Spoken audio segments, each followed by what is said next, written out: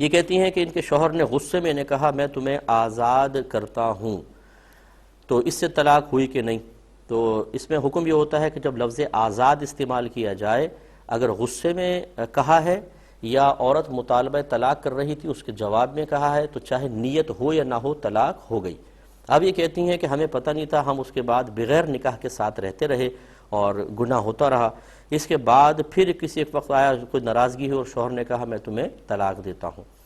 پھر اس کے بعد ہمیں ذرا ہوش آ گیا اور ہم کسی علاقے کے عالم صاحب کو ہم نے سوچا کہ چلے اب ان کو بھی شرف بخش دیا جائے کہ ان سے بھی مسئلہ معلوم کر لیں، تو ہم وہاں چلے گئے اور انہوں نے پھر ہمیں بتایا کہ جی یا تو آپ گناہ کی زندگی گزار رہے تھے، تو اب یہ دوسری طلاق ہوئی کہ نہیں؟ یہ کہتے ہیں ہم شرمندہ ہیں، ہم نے نکاح کر لیا ہے لیکن یہ دوسری طلاق ہوئی کہ نہیں ہوئی؟ دیکھیں، جب پہلے لفظ آزاد سے طلاق ہوئی، جب یہ لفظ کنایہ کہلاتا ہے، اور اس سے جو طلاق ہوتی ہے وہ طلاق بائن ہوتی ہے۔ طلاق بائن کا مطلب فوراً نکاح ٹوٹ جاتا ہے، تو آپ کا نکاح ٹوٹ گیا اور عدت گزرنے کے بعد تو آپ بالکل ہی ان کے نکاح سے باہر ہی ہو گئی تھی۔ اس کے بعد اگر شوہر نے یہ کہا کہ میں تمہیں طلاق دیتا ہوں تو اس سے طلاق واقع نہیں ہوگی، لیکن اگر یہ عدت کے دوران انہوں نے لفظ کہا ہو طلاق بائن کے اندر، یعنی یہ لفظ آزاد کہنے کے بعد ابھی 3 حیض مکمل نہیں ہوئے تھے کہ شوہر نے کہہ دیا، یا اگر آپ پیگننٹ تھیں تو بچہ بھی پیدا نہیں ہوا تھا، حمل تھا اور اس وقت یہ کہا، تو پھر یہ اس کو لاحق ہوگی، یاد رکھیں، تو پھر یہ 2 بنیں گی۔ لیکن خلاصہ کلام یہ کہ اب چونکہ آپ نکاح کر چکے ہیں، اگر فرض کر لیں آپ 2 والی صورت بنتی بھی ہو، پھر بھی آپ کا نکاح اور کرنا اور ساتھ رہنا جائز ہے، بشرطے کہ کوئی تیسری طلاق پہلے نہ دی ہو، ورنہ تو 3 پوری ہو جائیں گی۔ تو یہ تو تھوڑا سا آپ توجہ رکھیں۔ تو خلاصہ کلام یہ ہے کہ لفظ آزاد سے طلاق ہوئی تھی،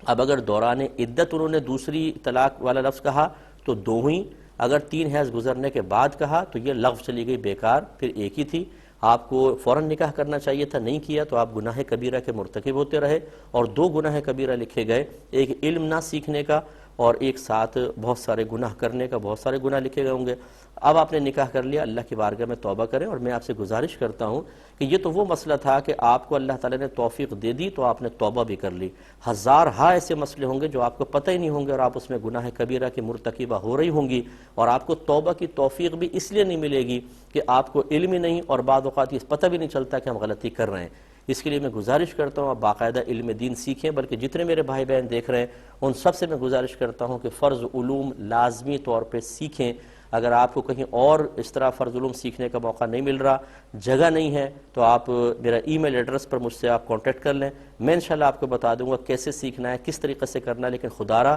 ایک تو آپ خود سوچیں، آپ کے ساتھ یہ مصیبت ہوئی، کتنی ذہنی اذیت ہوئی ہوگی آپ کو۔ اگر آپ نہیں سیکھیں گی اور اپنی اولاد کو نہیں سکھائیں گی تو ہو سکتا ہے اس سے کہیں زیادہ خطرناک سچویشن میں آپ کی اولاد مبتلا ہو جائے۔ تو اس لیے ہمیں سیکھنا چاہیے ایسی چیزوں سے، نہ یہ کہ جب